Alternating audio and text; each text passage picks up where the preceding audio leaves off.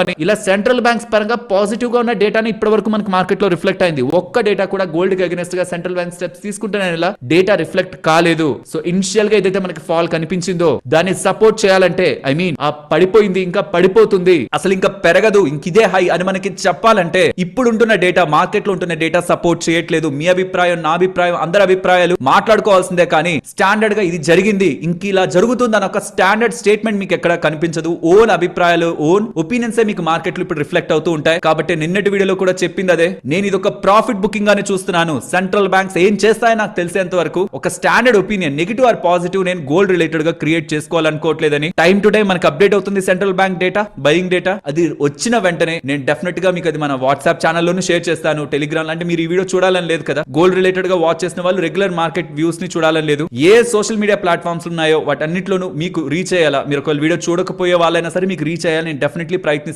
Are నేను ప్రయత్నించకపోయినా time to time మీరే గూగుల్లో India central bank gold buying, China central bank gold buying చేస్తే మీకు ఇలాంటి ఆర్టికల్స్ వస్తాయి. కొంటున్నారా అమ్ముతున్నారా అనేది మీకు క్లారిటీ వచ్చేస్తుంది. అది ఏం చేస్తుందనే దాన్ని బట్టి గోల్డ్ ప్రైస్ కమింగ్ టైమ్స్ లో స్టెబిలైజ్ అవ్వాలా, పడాలా, ఇంకా పెరగాలనేది ఆధారపడి ఉంటుంది. అవి ఇంకా కూడా స్ట్రాంగ్ గా